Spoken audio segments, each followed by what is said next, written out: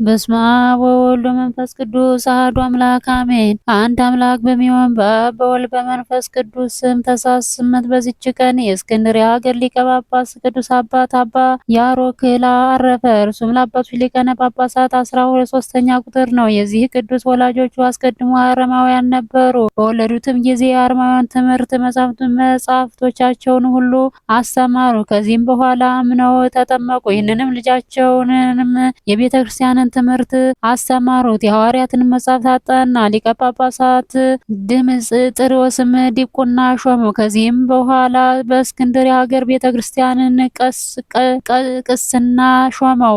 መንጋውንም በመልካም አጠባበቅ ጠበቀ፣ ስራውንም ፈጸመ። የቤተ ክርስቲያንም ሕግ ጠንቅቆ አወቀ። አባ ድሜጥሮስም ባረፈ ጊዜ ይህ አባት መርጠው በእስክንድርያ ሀገር ላይ ሊቀ ጵጵስና ሾሙት። እርሱም ክብር ይግባውና የኢየሱስ ክርስቶስን መንጋዎች በቀናች ሃይማኖት አጽንቶ ጠበቀ። ከአረማውያንም ብዙዎች የክብር ይግባውና ክርስቶስን ወደ ማመን መልሶ የክርስትናን ጥምቀትን አጠመቃቸው። ለቅዱስ ዲዮናስዮስም ለምዕመናን እንዲፈርድ ስልጣን ሰጠው። እርሱ ግን አለው ያንን ወደ ቀናች ሃይማኖት እስኪመልሳቸው ድረስ ያስተምራቸውና ይገሥጻቸው ነበር። በወንጌለ ማርቆስ ወንበር 13 ዓመት ኖረ፣ በሰላም አረፈ። ለእግዚአብሔር ምስጋና ይሁን፣ እኛንም በዚህ አባት ጸሎት ይማረን፣ በረከቱ ከኛ ጋር ትኖር ለዘላለሙ አሜን። በዚች ቀን የከበሩ ሴቶች በርባርና ዮልያና በሰማዕትነት አረፉ። ይህችም ቅድስት በርባራ በከሃዲው መክስያኖስ ዘመነ መንግስት በቤተ መንግስት ውስጥ ታላቅ መስፍን ለሆነ ሰው ልጁ ናት። ስሙ ዲዮስቆሮስ ነው። እርሱም ለልጅ ለበርባራ ማንም እንዳያታልላት ጽኑ የሆነ ሕንጻ አሰራ። ከዚህም ዳግመኛ መታጠቢያ የውሽባ ቤት በግንብ ሰራ። የሚከፈቱ 2 መስኮቶችን በውስጡ እንዲሰሩ አዘዘ። ቅድስት በርባራም ሁለቱን መስኮቶች ባየች ጊዜ 3 መስኮት እንዲሰሩ ሐናጺዎችን አዘዘቻቸው። ከዚህም በኋላ ክብር ይግባውና ጌታ ኢየሱስ ክርስቶስ አዳኝ የሆነ የመስቀሉን ምልክት በውሃ መታጠቢያው ላይ አሰራች። አባቷም ወደዚህ ሕንጻ በገባ ጊዜ ይህንን ልጁ ያሰራችውን አይቶ ወደ አናጺዎችን ጠየቀ። እነርሱም ይህንን እንድንሰራ ልጅህ አዘዘችን አሉት። እርሷም ጠርቶ ለምን እንዲህ አደረግሽ አላት። እርሷም አባቴ አስተውል፣ ልዩ ሶስት በሆነ በሥላሴ ስም ስራ ሁሉ ይፈጸማልና ስለዚህ 3ኛ መስኮት አሰራሁ። ይህንም መስቀል ዓለሙ ሁሉ በእርሱ በዳነበት በመድኃኒታችን ኢየሱስ ክርስቶስ መስቀል አምሳል ነው። አንተም አባቴ ሆይ ከስህተት ተመለስ፣ የፈጠረህንም አምላክ አመልከው አለችው። አባቷም ከእርሷ ይህንን በሰማ ጊዜ ሰይፉን መዝዞ በኋላዋ ሮጠ። እርሷም ሸሸች። በፊቷም የነበረች አለት ተሰንጥቃ በውስጧ ገብታ ሰወረቻት። ከዚህም በኋላ ወደ አባቷ ተመለሰች። እርሱም እንዲህ አሰቃያት፣ ለሌላ መኮንን አሳልፎ ሰጣት። እርሱም ታላቅ ስቃይን አሰቃያት። በዚያም ሊዮና የምትባል ሴት ነበረች። ቅድስት በርባራም አየቻትና የምታጽናናትና የምታረጋጋት ሆነች። ክብር ይግባውና ጌታ ኢየሱስ ክርስቶስም ለቅድስት በርባራ ተገለጸችላትና አረጋጋቻት። ከዚህም በኋላ አባቷን በሰይፍ ራሷን እንዲቆርጡት የባልንጀሯም የዮልያናን ራስ እንዲቆርጡ ታዘዘና ቆርጧቸው የሰማዕትነት አክሊልም ተቀበሉ። በዚህም ጊዜ ከሰማይ እሳት ወርዶ አባቷንና ጓደኛው የሆነ መኮንን መርትያኖስን አቃጠላቸው። ያም በውሽባ ቤት ውስጥ በመስቀል ምልክት ያሰራችው መታጠቢያ ለታመመ ሁሉ ከእርሱ በታጠበ ጊዜ የሚድን በውስጡ ታላቅ ፈውስ ያለበት ሆነ። ከዚህም በኋላ የቅዱሳን ሰማዕታት ስጋቸው ወሰደው። ከከተማ ውጭ ባለች ቤተክርስቲያን ስሟ ገላያ በሚባል ቦታ ኖራቸው። ይህ ስጋቸውም በቅዱሳን በሰማዕታት በአቡቄርና በዮሐንስ በምስክር ሀገር በዓለ ቤተ ክርስቲያናቸው እስከ ዛሬ አለ። ለእግዚአብሔር ምስጋና ይሁን፣ እኛንም በቅዱሳን ሰማዕታት ጸሎት ይማረን፣ በረከታቸው ከኛ ጋር ትኑር ለዘላለሙ አሜን። በዚች ቀን የብፅዕት እንባ መሪና መታሰቢያዋ ነው። በረከቷ ከኛ ጋር ትኑር ለዘላለሙ አሜን። በዚች ቀን ቅዱስ አባት በደብረ ቀልሞን አባ ሳሙኤል አረፈ። ይህም ቅዱስ በለግብጽ ደቡብ ከሆነ መሲል ከሚባል አገር ክሉባ ከሚባል መንደር ነው። ወዳጆቹም የቅዱሳንና ንጹሐን ናቸው። ያለ እርሱ ልጅ አልነበራቸውም። አባቱም ቄስ ነበር። በሌሊት በራእይ ፊቱ ብሩህ የሆነ ሰው አየ። ይህም ልጅ ለብዙ ሰዎች የታመነ ቸር መምህር ይሆን ዘንድ አለው። በዘመኑ ሁሉ ለእግዚአብሔር የተመረጠ ይሆናል አለው። አባ ሳሙኤልም ከታናሽነቱ ጀምሮ እንደ ነቢዩ ሳሙኤል ንጹሕ ነው። ሁልጊዜም የምንኩስና ልብስን ይለብስ ዘንድ እያሰበ ነበር። በአንዲትም ቀን ወደ አስቄጥስ ገዳም ይሄድ ዘንድ ምልክት አግኝቶ ከአባቱ ዘንድ ወጣ፣ ግን መንገዱን ያውቀውም ነበር። የእግዚአብሔር መልአክ በመነኩሴ አምሳል ሆኖ እየመራው አብሮ ተጓዘ። ባደረሰውም ጊዜ በበዓት ውስጥ ለሚኖር ለአንዱ ስሙ አባ አጋቶን ለሚባል ሽማግሌ መነኮስ ሰጠው። እርሱ እጅግ ጻድቅ ሰው ነውና። ይህን መልአክ ስለ አባ ሳሙኤል ለአባ አጋቶን እንዲህ ብሎ ነገረው። ሳሙኤል ደስ ይበልህ፣ ተቀበለው። የምንኩስና ልብስ አልብሰው። እርሱ የሽምግልናህን ድካም የሚያጽናናና እውነተኛ ልጅ ይሆንልሃል።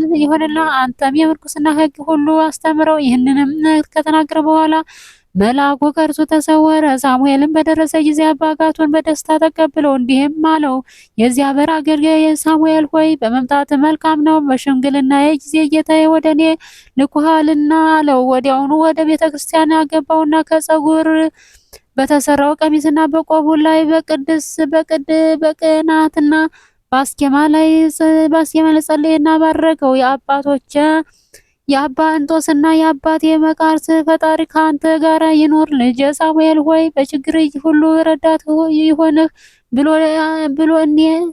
እሊሃን የምንኩስና ልብሶችን አለበሰው። ቅዱስ አጋቶም ለአባ ሳሙኤል ትሕትናን አርምሞንም አስተማረው። አባ ሳሙኤል ቅዱስና ብሩክ የሆነ አባት ሆይ ይቅር በለኝ፣ ከእኔ ጋርም ፍቅርን አድርግ አስተምረኝ። እግዚአብሔርንም የሚወደውን የምሰራው ያደርገኝ ዘንድ በክብር ጸሎት አስበኝ ይለው ነበር።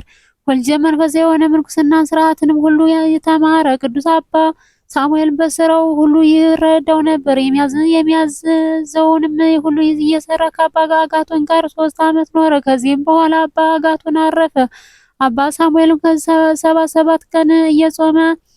ሰባት ቀን እየጾመና ታላቅ ተጋድሎንም እየተጋደለ ኖረ። ከዚህም በኋላ በአስቄጥስ ባለች በከበረች በአባ መቃርስ ቤተ ክርስቲያን ቅስና ተሾመ። ከጥቂት ቀኖች በኋላ የሊዮን ደብዳቤ ወደ አስቄጥስ ገዳም አምጥተው አነበቧቸው። አረጋውያንም መነኮሳትንም በሰሙ ጊዜ እጅግ አዘኑ። አባ ሳሙኤል መንፈሳዊ ቅናትን ቀና። ከሰዎችም መካከል ተነስቶ ያችን ደብዳቤ ተነጥቆ ቀደዳት። እንዲህም አለ፣ የቀናች አባቶች ሃይማኖት የሚለውጥ ሁሉ የተወገዘ ነው። የንጉሥ መልእክተኞችን ባየ ጊዜ ቁጣን ተቆጣ። አባ ሳሙኤልን በብረት ዘንጎች እንዲደበድቡት በክንዱም ሰቅለው ፊቱን እንዲጸፉት አዘዘ። በጸፉትም ጊዜ አንዲት ዓይኑ ወለቀች። ከዚህም በኋላ ከአስቄጥስ ገዳም እንዲያሳድዱት ሁለተኛ አዘዘ። ከእግዚአብሔርም የታዘዘ መልአክ ለአባ ሳሙኤል ተገለጸለትና ወደ ቀልሞን ተራራ ሂዶ በዚያ ይኖር ዘንድ አዘዘ። ወዲያውኑ ሄዶ በዚያ የኖረ የቀናች ሃይማኖትም ለሰዎች ሁሉ ያስተማረ ተቀመጠ። ሊቀ ጳጳሳት ሆኖ መለኮታዊ የእስክንድርያ መኮንን ምቆዝዝም ዜናውን ሰምቶ ወደ ቅዱስ አባ ሳሙኤል መጥቶ ታላቅ ግርፋትንም ገርፎ ከገዳሙ አሳደደው። ወደ ቀልሞን ገዳም ቤተክርስቲያንም ሄዶ በዚያ ተቀመጠ። በዚያም ወራት የበርበር አረማውያን ወደዚያ መጡ። ወደ አገራቸውን ሊወስዱት አባ ሳሙኤልን ያዙት። ከእርሳቸውም እጅ ያድነው ዘንድ ክብር ይግባውና ጌታ ኢየሱስ ክርስቶስ ለመነው። በአንድ ግመልም ላይ በጫኑት ጊዜ ያ ግመል መንቀሳቀስ አልቻለም። ታላቅ ድብደባም ደበደቡ። በተሳናቸውም ጊዜ ትተው ሄዱ። እርሱም ወደ ቀልሞን ገዳሙ ተመልሶ በምንኩስና ስርዓት በመጠመዱ በሁሉ ተጋድሎ እየተጋደለ ኖረ። ከዚህም በኋላ የበርበር አረማውያን ዳግመኛ መጡ። ከእርሳቸውም የተነሳ ፈራ። ሳሙኤል ሆይ አትፍራ፣ ግን ወደ ቤተ ክርስቲያንህ ገብተህ ዝም በል፣ ከእርሳቸው ጋር አትናገር፣ እኔም እያየሁ አደርጋቸዋለሁ የሚል ቃል ሰማ። በዚያም ጊዜ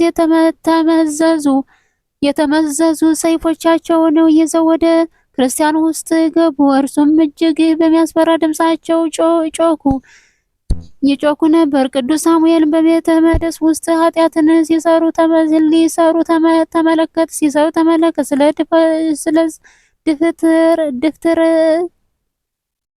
ስለ ድፍረታቸው ዝም ማለት አልተቻለውም። ተናገረው እንጂ እግዚአብሔርን መፍራት የሌላችሁ እናንተ ከሃዲያን እግዚአብሔር እንደ ክፉ ስራችሁ ይክፈላችሁ አላቸው። እነዚያም አረማውያን አንተ ከዚህ ነበርክን? እኛ ግን አላየንህም አሉት። ከዚያም በኋላ ይዘው ከቤተ ክርስቲያኑ ምሰሶ ጋር አሰሩት። ለሞትም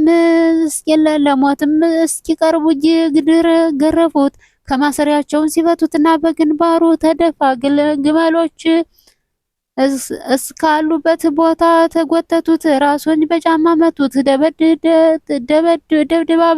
ከድብደባ ብዛት የተነሳ መንቀሳቀስ አልተቻለውም። በግመልም ጫኑት። ከሕማሙም ጽናት የተነሳ መረር ልቅሶን የሚያለቅስ ሆነ። ያም ግመል ወደ እርሱ ተመልሶ በሰው ቋንቋ እንዲህ አለው፣ ተናገረው፣ መደብደብስ መልካም አድርጉ፣ ዝም ብል አትናገር። ያለህን የፈጣሪን እግዚአብሔርን ትእዛዝ ስለተላለፍክ ሞት ይገባሃልና አለው። አባ ሳሙኤልም ሲሰማ በእውነት በድያለሁ፣ ነገር ግን እግዚአብሔር ቻይ ነውና መተላለፊያንም ይቅር ይበለኝ አለ። ከዚያም በኋላ ወደ ሀገራቸው ወሰዱት። በዚያም የአስቄጥስ ገዳም በምኔት የሆነውን ከእርሱ አስቀድሞ የማረኩትን አባ ዮሐንስን አገኘውና እርስ በርሳቸው ተጽናኑ። የአባ ሳሙኤልም ጌታቸው ፀሐይን እንዲያመልክ ያስገድደው ነበር። እርሱ ግን ከቶ አልሰማቸውም። ከዚህ በኋላ ከአንዲት ብላቴና ጋር በሰይጣን ምክር እግሩን አቆራኝቶ ግመሎቹን እንዲጠብቁ ወደ ጫካ ሰደዷቸው። ቅዱስ ሳሙኤል ከእርሱ ጋር በኃጢአት እንደሚወድቅና ዲያብሎስ ባስተማረውና በመከረው ሁሉ እንደሚታዘዝለት አስቧልና። በዚህም ሁሉ ቅዱስ ሳሙኤል ኃይልና ብርታትን የሚጨምርለት ሆኖ ጌታው ታሞ ለሞት እስከ ቀረበ ድረስ በዚያ ኖረ። አባ ሳሙኤል በላዩ ጸለየና ከደዌው ፈውስ ዜናውን በሀገሩ ሁሉ ተሰምቶ ደዌ ያለባቸው ሁሉ ወደ እርሱ የሚመጡ ሆኑ። እርሱም በዘይቱ ላይ ጸለዩ። ሲቀባቸው ወዲያውኑ ይድናሉ። ጌታችንም ይህንን አይቶ እጅግ አደነቀ። በአንተ ላይ ያደርጉትን በደሌን ሁሉ ይቅር በለኝ ብሎ ሰገደለት። እጅግም ወደደው አከበረውም። የምትሻውንም ጠይቀኝ አደርግልሃለሁ አለው። አባ ሳሙኤልም ወደ ሀገር የመለስ ዘንድ እሻለሁ አለው። ጌታውም እጅ መንሻ ብዙ ገንዘብንና ግመሎችን አዘጋጅቶ በፍቅር በሰላም ሸኘው። ልጆቹ መነኮሳትም ወደ እርሱ ተሰበሰቡ። አላፋትም እስከሆኑ ድረስ እጅግ በዙ። ቅድስት ድንግል ማርያም ተገለጸችለት። ይህ ቦታ ለዘላለም ማረፊያ ይሆናል አለችው። ከዚያችም ዕለት ወደዚህ ገዳም አረማውያን ተመልሰው አልመጡም። ይህ አባት ሳሙኤልም ብዙ ድርሳናትን ደረሰ። ስለ እስላሞችም መምጣት መንግስትንም ስለመያዛቸው የእስክንድሪያን ወገኖችን በቦታቸው ሁሉ እንዲያሰቃዩአቸው ትንቢት ተናገረ። እርሱም የአጋር ልጆች ናቸው። ዕረፍቱ በቀረበ ጊዜ መነኮሳት ልጆቹ ሰበሰባቸውና በእግዚአብሔር ሕግ ጸንተው እንዲኖሩ እስከ መጨረሻይቱም ሕቅታ ድረስ ስለ ቀናች ሃይማኖት እንዲጋደሉ አዘዛቸው። ከዚህም በኋላ ጥቂት ታሞ በሰላም አረፈ። ስለ እነርሱም እንደዚህ ተባለ። አንድ ልጅ ከልጆቹ ውስጥ አንዱ አረፈ። አባ ሳሙኤል ወደ እርሱ በመጣ ጊዜ ነፍሱ ተመልሳለች። በመነኮሳቱም ፊት ተነሳ። የኃጥአንን ስቃይ የጻድቃንንም ተድላ ደስታቸውን እንዳየ ተናግሮ ተመልሶ አረፈ። ለእግዚአብሔር ምስጋና ይሁን፣ እኛንም በዚህ አባት ጸሎት ይማረን፣ በረከቱ ከእኛ ጋር ትኑር ለዘላለሙ አሜን። በዚህች ቀን ለእስሞናይን በስተ ምዕራብ ካለ አውራጃ ብፂር ከሚባል ከመንደር ቅዱሳን አባት አባ ኢሲና እህቱ ቴክላ በሰማዕትነት አረፉ። ይህም አባ ኤሲ እጅግ ብዙ ገንዘብ ቦታዎችንና በጎችም አሉት። የበጎቹም ጠጉር ሽያጭ ለድሆችና ለችግረኞች መጽዋዕት አድርጎ ይሰጥ ነበር። እሱ እግዚአብሔርን እጅግ ይፈራ ነበርና። እህቱ ቴክላም እንደነርሱ እግዚአብሔርን የምትፈራ ናት። የአባታቸውንም ስም ኤልያስ የእናታቸውም ማርያም ይባላል። እነርሱም ልጃቸውን ኤሊኤሲን የተወደድክ ልጃችን ሆይ በሕይወታችን ሳለን ልናጋባህና በአንተ ደስ እንዲለን እንወዳለን ብለው ለመኑት። እርሱ ግን ይህንን አልወደደውም። እንዲህም አላቸው፣ የተባረካችሁ አባቴና እናቴ ሆይ ጸልዩልኝ፣ የምታዝኑልኝም ሁሉ በደስታ እቀበላችኋለሁ። ስለ ጋብቻ ግን አትናገሩኝ አላደርገውምና። ከዚያም ጊዜ ወዲህ ስለ ጋብቻ ከቶ አልተናገሩትም፣ እጅግ ይወዱት ነበርና። ከዚህ በኋላ ዕድሜው 25 ሲሆን አባቱ ሞተ። ከጥቂት ቀኖች በኋላ እናቱ ሞተች። ከሃዲው ንጉሥ ዲዮቅልጥያኖስም በዚያ ወራት ሰው ሁሉ ጣዖት እንዲሰግድ አዘዘ። ቅዱስ ኤሲም የንግድ ዕቃውን ይሸጥ ዘንድ ወደ እስክንድርያ ሄደ። ለአባ ኤሲም በእስክንድርያ ሀገር ጳውሎስ የሚባል ወዳጅ አለው። እርሱም ጽኑ በሆነ ደዌ ታሞ ነበር። ደዌውም እስኪድን አባ ኤሲን በእርሱ ዘንድ ተቀመጠ። በዚያም ወራት በክርስቲያን ወገኖች ላይ ታላቅ መከራ ሆነ። ይህ ሆኖ ነበር። እሊህ የከበሩ ኤሲና ወዳጆቹ ጳውሎስ ጣፋጭና መልካም የሆነውን መብል በገንዘባቸው እየገዙ በእስክንድርያ ሀገር ለሚኖሩ ቅዱሳን ይወስዳሉ። እንዲህም የክብር ይግባውና በጌታችን ኢየሱስ ክርስቶስ ስም የታሰሩትን ይጎበኛቸዋል፣ ያረጋጋቸዋልም፣ እንደ ባሮችም ያገለግላቸው ነበር። እሊህ ቅዱሳንም የሰማዕትነት አክሊል እናንተ ተቀበሉ ዘንድ እጃችሁ አላችሁ ብለው በእነርሱ ላይ ትንቢት ተናገሩ። በዚህም ወራት የክርማኖስ ልጅ ቅዱስ ፊቅጦር ወደ እስክንድርያ ሀገር ያመጡት። አባ ኤሲን ወላጆቹ ጳውሎስም ባዩት ጊዜ አደነቁ፣ መንፈሳዊ ቅናትንም ተቀቡት።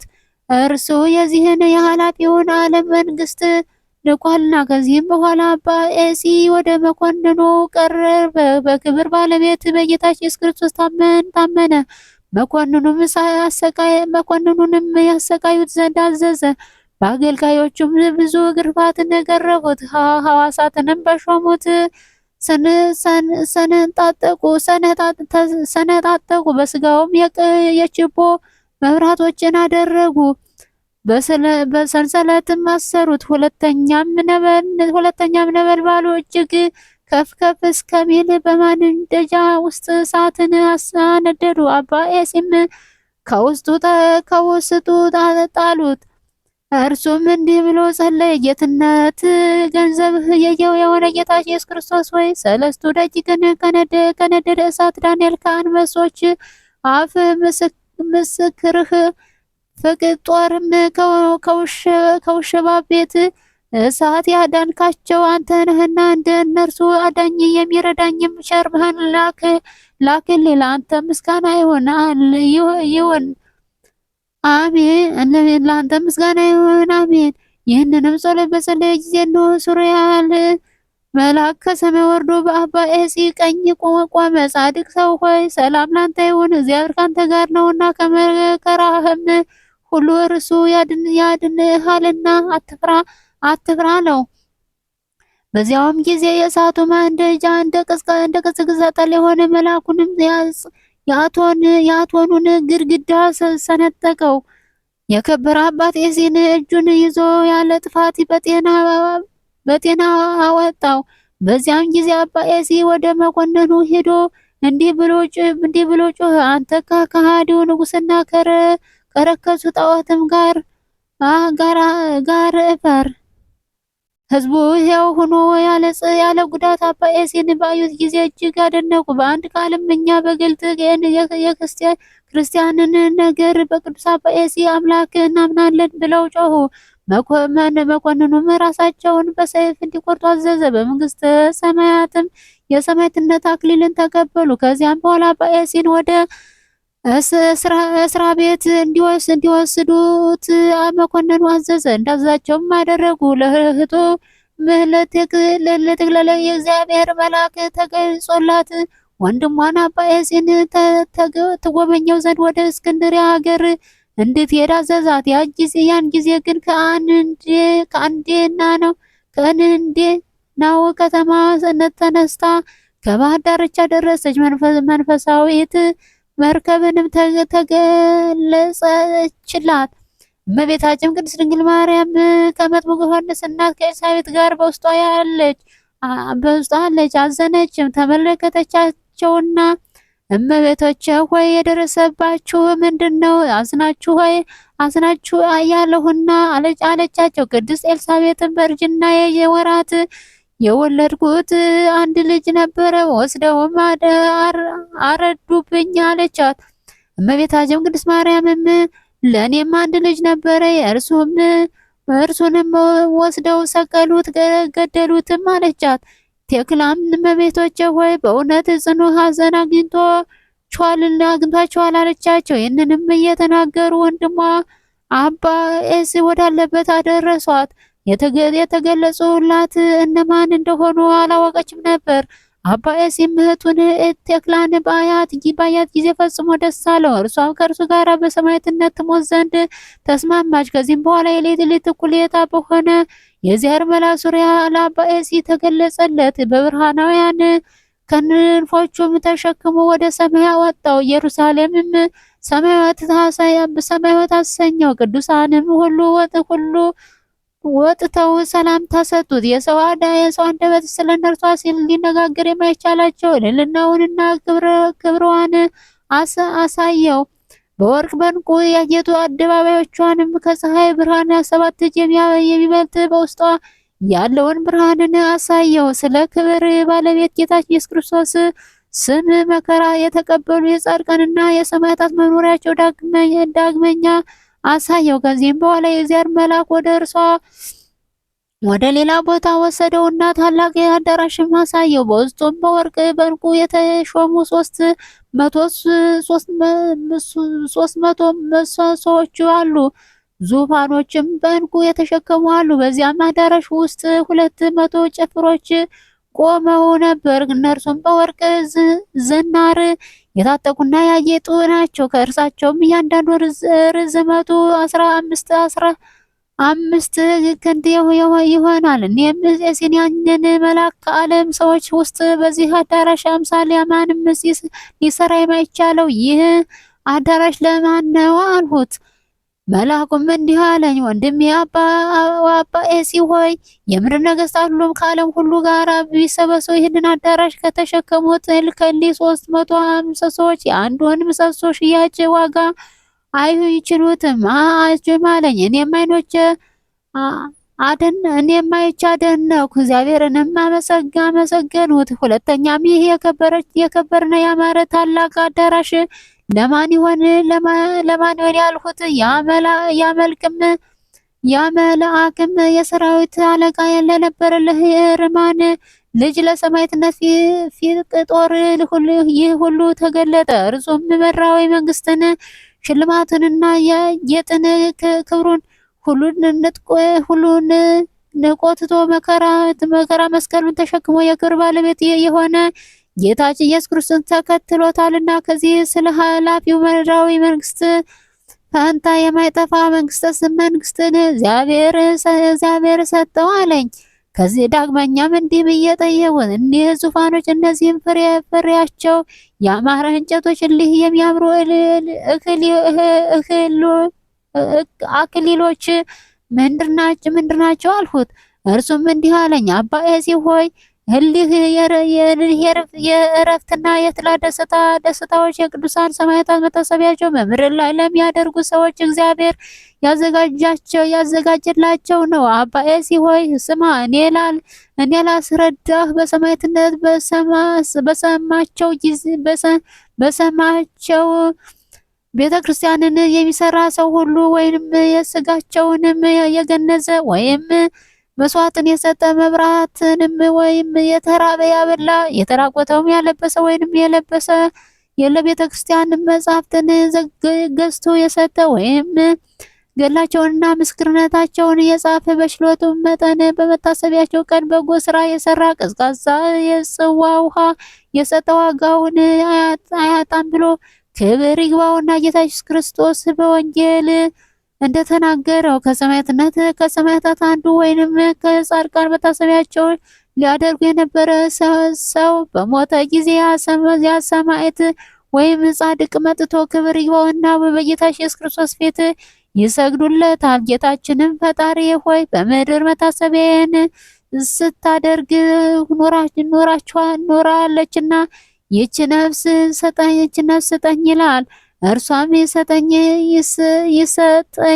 ይሰጠኛል። እርሱም ተቀብሎ ወደዚያ ተድላ ደስታ ወዳለበት ቦታ ያገባታል። ያች ነፍስ እጅግም ኃጢአተኛ ከሆነች ግን ከእግዚአብሔር ዘንድ ቃል ይወጣል። በመላእክትም አለቃ በሚካኤል አፍ እንዲህ ተብሎ ይነገራል። ሁሉን የያዘ የእግዚአብሔር ይህችን ነፍስ ለአንዲት ቅጽበት አንድ ጊዜ እንዲወረውሩት አዘዘ። ከዚያም በኋላ ስለ እርሷ ለማለድ ለዚያ ሰማዕት ወይም ለጻድቁ ይስጡት ይላል። እንደዚህም ለዚያ ሰማዕት ወይንም ለጻድቁ ትሰጠዋለች። እርሱም ተቀብሎ ይወስዳታል፣ በመጠበቂያውም ውስጥ ያጠምቃታል። ያማረ ልብሶችንም አልብሰው ከመታያቸው ዙፋኖች በአንዱ ዙፋን ላይ ያስቀምጣቸዋል።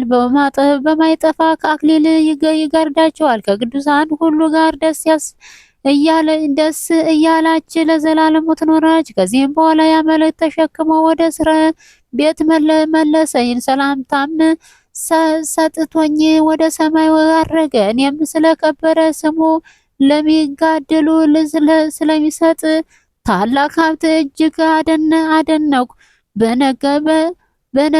በነጋም ጊዜ ቅዱስ አባ ኤሲን ከእህቱ ቴክላ ጋር ያመጡ ዘንድ መኮንኑን አዘዘ። አምጥተውም በጽኑ ስቃይ በተሽከርካሪዎች መሳሪያ በእሳት ቃጠሎ በብረት ችንካሮች የራሳቸውንም ቆዳ በመግፈፍ አሰቃያቸው። እግዚአብሔርም ያለ ጉዳት በጤና አሰነበታቸው። ከስጋቸውም የተነሳ በሰለቸ ጊዜ ወደ ላይኛው ግብጽ ይወስዳቸው ዘንድ ለአንዴናው አገር መኮንን አሳልፎ ሰጣቸው። ስምንት ቀንም ያህል እንደተጓዙ መርከቢቱ ከባህር ዳር ቆመች። መኮንኑም ራሳቸውን በሰይፍ እንዲቆርጡ አዘዘ። ቅዱስ አባ ኤሲና እህቱ ቴክላም እጅግ ደስ አላቸው። ጸሎታቸውንም ጸልየው በፈጸሙ ጊዜ በሰይፍ ራሳቸውን ተቆረጧቸው። እግዚአብሔርም ሰንጡፋ ከሚባል ሀገር ስሙ ኦሪግ የሚባለውን ቄስ የቅዱሳንን ስጋቸውን እንዲያነሳ አዘዘ። እርሱም አንስቶ ወስዶ አምጥቶ በአማሩ ልብሶች ገነዛቸው። የመከራውንም መራት እስቲፈጽም በንጽህ ቦታ አኖራቸው። ከእርሳቸውም ታላላቅ ታምራት ተገለጠ። ከእነርሱም ጋር በሰማዕትነት የሞቱ ቁጥራቸው 477 ነው። 77 ነፍስ ናቸው። ለእግዚአብሔር ምስጋና ይሁን፣ እኛንም በሰማዕት ጸሎት ይማረን፣ በረከቱ ከኛ ጋር ትኖር ለዘላለሙ አሜን። በዚህች ቀን በደማስቆ የተከበረ አባት አባ ዮሐንስ አረፈ። ይህም ቅዱስ ከደማስቆ ከከበርቴዎችና ከታላላቆቿ ወገን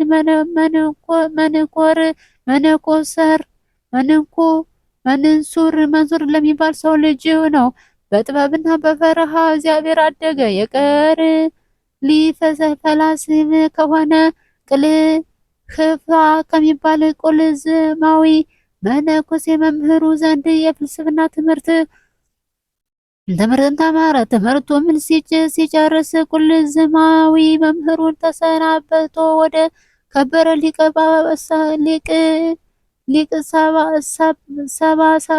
ሰባት ገዳም ሄደ። ከአባቱም በሞተ ጊዜ ለሀገር ገዥ ጸሐፊ ሆነ። ግን ምስጢሩን አይሰውረውም። በዚያም ወራት ከከሃዲው ልዮን ልጅ ቁስጥንጥዮስ ተነስቶ በአምላክ ፍቃድ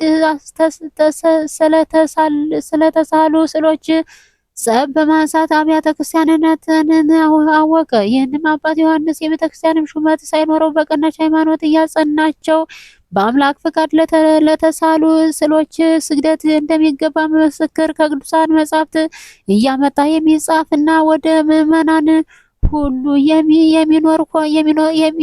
የሚልክ ሆነ። ከከሃዲው ቁስጥንጥንጦስም በሰማ ጊዜ ጥርሱን አፋጨ። በዮሐንስ ብዕር አምሳል የሚጻፍ ጸሐፊንም ፈልጎ በዮሐንስ ብዕር አምሳል እንዲህ ብሎ አጻፈው። ከአንተ ዘንድ ያለ ዮሐንስ ከአንተ ጋር ተወግቼ አገርህን እማረክ ዘንድ ይህን ደብዳቤ ጽፎ ላከልኝ ብሎ በወንጀል ለማርቆስ ገዥ ላከለት። በሰማ ጊዜ እውነት ስለመሰለው የሚጽፍበት ቀኝ እጁን ቆረጠው። አባ ዮሐንስም የተቆረጠች እጁን ይዞ ወደ እመቤታችን ቅድስት ድንግል ማርያም ስዕል ሄዶ በብዙ እንባ እንዲህ ብሎ ለመናት። እመቤቴ ወይ ለስዕልሽ መስገድ ስለሚገባ በተጣልሁ ጊዜ አይደለም ይህ መቆረጥ የደረሰብኝ አሁንም በቸርነትሽ ትፈውሽኝ። አንቺ በስራው ሁሉ ላይ ሁሉ ችሎታ አለሽና። ይህንም ብሎ ጥቂት አንቀላፋ።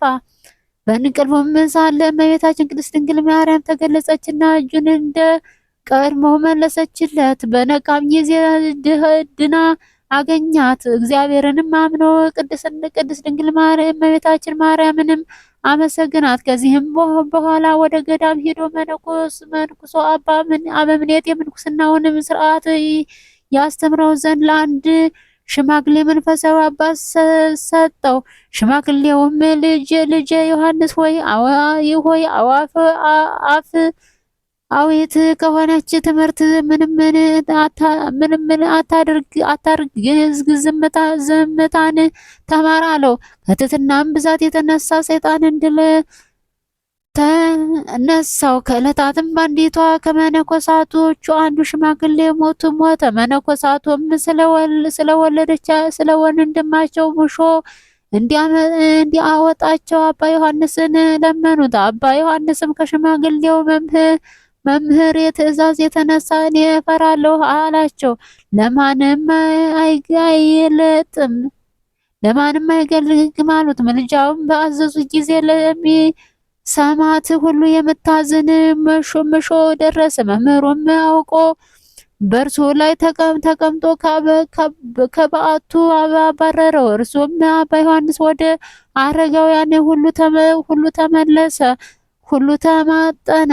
ሽማግሌዎችም ይቅርታ እንዲያደርግ ግን ባሉት ጊዜ የመነኮሳቱን የምጃ ቤት የጠረገ እንደሆነ የሆነ እምረዋለሁ አለ። አባ ዮሐንስ ሰምቶ መንፈሳዊ መምህሩ እንዳዘዘው አደረገ። እርሱም ቅንነቱንና ትሩፋቱን አይቶ በደስታ ተቀብሎ ወደ ማደሪያው አስገባው። እመቤታችን ቅድስት ድንግል ማርያም አረጋዊ መምህሩን ድርሳናትን መድረስ እንዳይከለክለው አዘዘችው። ከዚያም በኋላ ብዙ ድርሳናትን ደረሰ። ኢየሩሳሌም ሊቀ ጳጳሳት ቅስና ሾሞ በአምላክ ፍቃድ ስለተሳሉ ስዕሎች ክብር ስለ ቀናች ሃይማኖትም ነገስታቱንና መኳንንቶች ሲዘልፋቸው ኖረ። ወደ ሽምግልናም በደረሰ ጊዜ ወደ ወደደው ክርስቶስ ሄደ። ለእግዚአብሔር ምስጋና ይሁን፣ እኛንም በጻድቁ ጸሎት ይማረን፣ በረከቱ ከኛ ጋር ትኑር ለዘላለሙ አሜን። በዚህች ቀን የደብረ ድማህ ገዳም አበምኔት ቅዱስ አባት ተክለ አልፋ አረፈ። ዳግመኛም በክርስቶስ የሚታመን የገብርኤል ማርያም እረፍቱ ነው። እርሱም የሰማዕትነትና የጻድቃንን የዕለታቸው ቀን ለእያንዳንዱ ርሁባንን በማጠገብ የተራቆተችውንና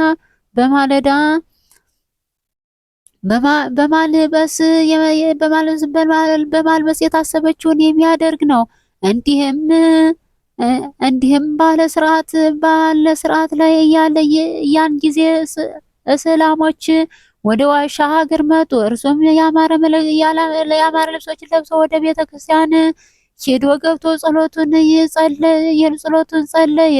ሲጸልይም እስላሞችን ወደ እነርሱ መጥተው ራሱን በሰይፍ ቆርጦ የሰማዕትነት አክሊልን በመንግስተ ሰማያት ተቀበለ። ለእግዚአብሔር ምስጋና ይሁን፣ እኛንም በቅዱሳን ጸሎት ሁሉ ይማረን፣ በረከቱ በበረከቱ ከኛ ጋር ትኑር ለዘላለሙ አሜን። ጌታ ሆይ ከብልጽግናቸው ብዛት የተነሳ ብዙ መባ ካስገቡት ይልቅ የድሃይቱን አነስተኛ መባ እንደተቀበል ለሁልጊዜ የሚያገለግል እልፍ አእላፋት እያሳሰበ በችግር ጊዜ ባቀረቡት ምስጋና ተቀበል። እናንተም ቅዱሳን ነቢያት፣ የወንጌል ሰባኪያን ሐዋርያትና ሰማዕታት፣ ጻድቃን፣ ትጉሃን መላእክት፣ ፍጹማን ደናግል እንዲሁም ደጋጎች መነኮሳት ወይ ልጅ አዋቂ ሳትለይ የምንሰበሰባትን የጉባኤ ቦታ ባርኩ። ይህንንም መጽሐፍ ወረቀት አዘጋጅቶ ብራና አዳምጦ የጻፈውን ያጻፈውን ከግዕዝ ወደ አማርኛ የተረጎመውን ቃለ ንባቡን በእርጋታ መንፈስና በተመሰጦ ሕሊና ያዳመጠ በደለኛን ሁሉ የምታስምር የጌታ እናቱ በማርያም ጸሎት ኢየሱስ ክርስቶስ በአንድነት ይማረን። ኢየሱስ ክርስቶስ በአንድነት ይማረን። ኢየሱስ ክርስቶስ በአንድነት ይማረን ለዘላለሙ።